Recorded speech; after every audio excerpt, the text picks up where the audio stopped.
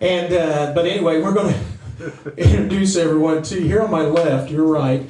Is a man from basically this area, around Indianapolis, but yeah, but don't tell that because you may find somebody out there that don't like you. Oh. I heard you were a bad guy when you was young. Now, come on, I'm not going to go there. And he does a fine job as bass singer. Glenn's a great guy, and make him welcome here tonight, Glenn Newnham. Stand up here, Rick. I want people to see. He's about like that other guy that got up here and sang. And good-looking guy, wasn't he? you know, if he turned sideways, stuck out his tongue, he'd look like a zipper. Oh, man. Not that I'm saying anything. I did lose 50 pounds. I was fatter than this. No, I wasn't fat. I was fluffy. Okay? So I got to get the suit fixed. Everybody feels sorry for me. They may want to buy me one. And watch it. I was glad to lose it. I think Glenn found it. But that's another story. This gentleman has his PhD in psychology. And since he's retired, that's what you told me. Retired. He's just tired. Yeah. And he's old. But that's another story. Anyway, he's got his PhD in psychology. You already said that. Well, we need to help. There's only 40 feet of bus, and after you've been out for about 2 weeks, you know, you're driving everybody crazy. Not me, but everybody else drives me crazy. But yeah, you believe that. But anyway, he's a great guy. We love him. He's a great baritone. He feels that crack. You know, the baritone part's not an easy part to sing because you're right in between everything else. And he does a great job. Make him welcome, Rick Doran. Next to him is Newbie. Guy's never sang in a quartet again. That's the reason I'm trying to get him. No, he's well, it's because he's from Michigan, okay, and we're from Ohio, and that makes us Buckeyes, and it's not happy for you guys. I know don't like that, but it's even worse with Michigan. And I got the same guy on the bus when he brings this Michigan blanket with him, you know, and he has to hold his hat up and wave it at me. I don't like him any. I got relatives in Indiana, so I'm kind of connected. And when it comes to Michigan, I don't claim anybody there. Hi. And this guy, it's his, third time out? Fourth time out. Fourth time, and he's getting to be a veteran. Never sang in a quartet before, but he's sang in an 8-piece choir. Okay, choral arrangement. So like having 2 quartets.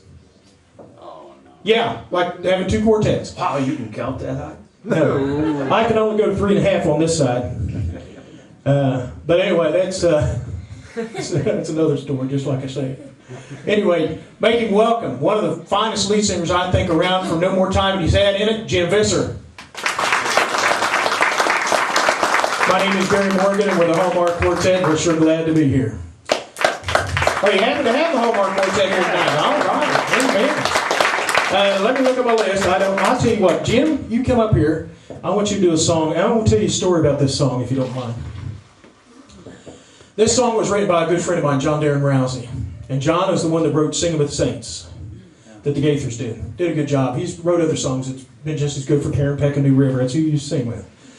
And John, you like my glasses? I know everybody's staring at them. I've had a lot of people look at me and go, well, my son broke them. They were on the couch and he sat on them, but it's still his fault. So I've got other glasses coming, but I had to see her. I'd be looking at you like a mule looking at a new gate, you know. So anyway, we're going to, this song here is really a blessing. It really is. See, it's good to know some songs in the backgrounds. Do you not agree? Why did that writer write and pen what he did? Well, John was in the hospital with his wife, and her dad was dying, and they knew it was his last days. And he'd been in like a coma for about a week. And she was there every day. And John was there every day. But she was getting sick. She wouldn't eat. And they bring food to her, and she wouldn't eat. So finally, they talked her into getting something to eat. And as she left, of course, she knew her dad was ready. And when she left, John was there by himself with his father-in-law. And he said, all of a sudden, the man looked up. And he whispered to John, he said, John, I hear a homecoming song. And he passed on. That's what this song's all about. Listen to this man's almost home. Homecoming song.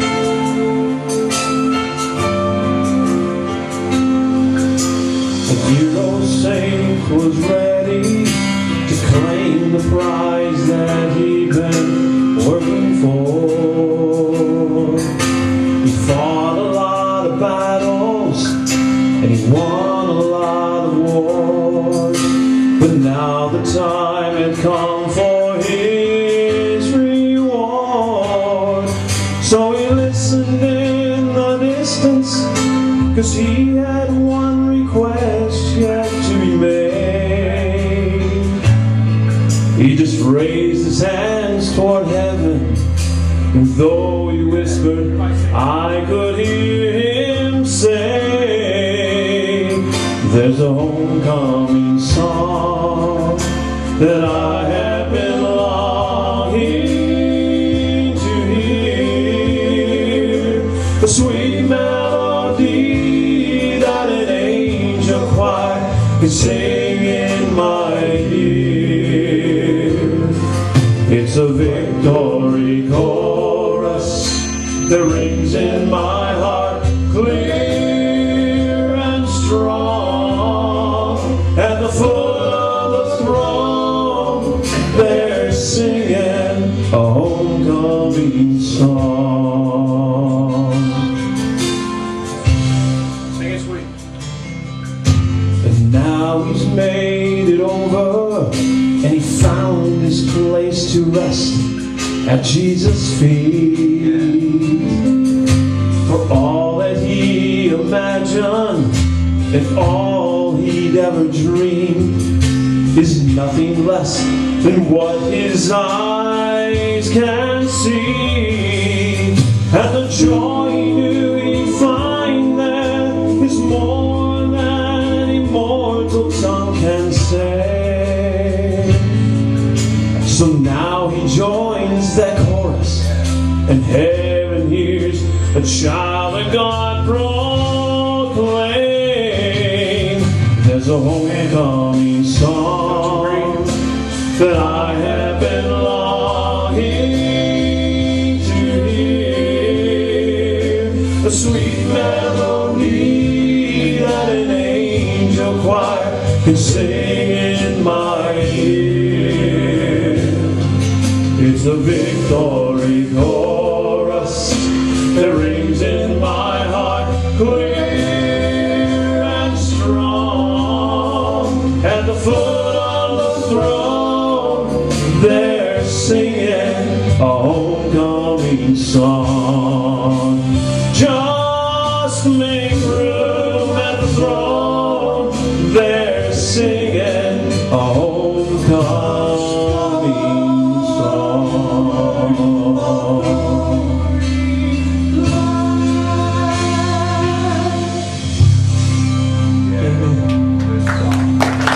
Homecoming song. How many here want to see that and hear that homecoming